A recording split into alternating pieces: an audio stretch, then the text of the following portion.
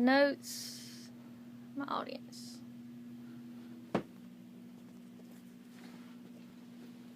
It said that people are looked up to by the legacy they leave behind. One person who left behind a huge legacy was President Theodore Roosevelt, also known as Teddy Roosevelt. He was one of the greatest presidents. His achievements were that he was strong-willed. He overcome many tragedies in his life. He's good at political and military things. He believed in preserving wildlife, and these are just a few reasons he should be commemorated. Let's begin the life before he was president. He was born in New York City in 1858. He was a very sickly child, but he didn't let this stop him. He overcome this by a lot of exercise.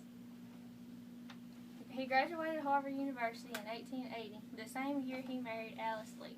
4 years later, his wife and his mother died the same day of the same year. He spent the next 2 years on a ranch that he bought in the Badlands of Dakota.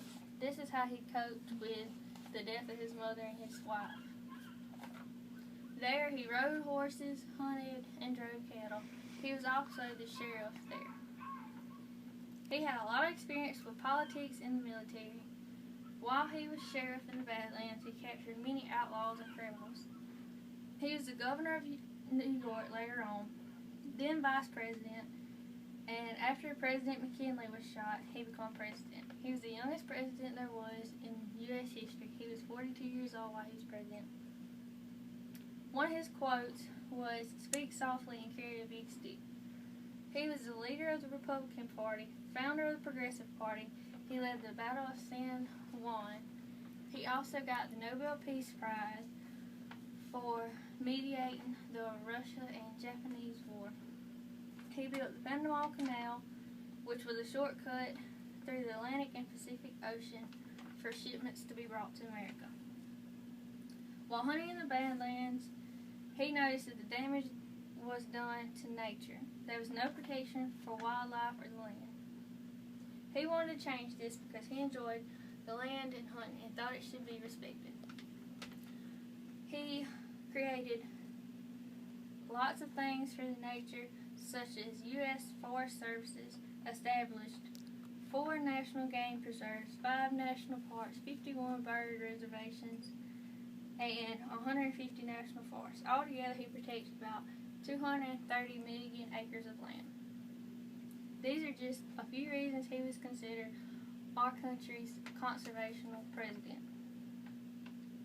He ran for president again later on after he had retired or run his term for presidency. He ran under the Progressive ticket. His party was called the Bull Moose Party. While he was campaigning in Milwaukee, he was shot in the chest. He survived this, but a couple of years later he died. He had a peaceful death at his home. But right before he died, he said, "No man has had a happier life than I have led, a happier life in every way." He served our country proud while he was president. He accomplished and overcome things in his life, like winning the Nobel Peace Prize, making parks and monuments to protect nature. He helped preserve and protect a lot of wildlife.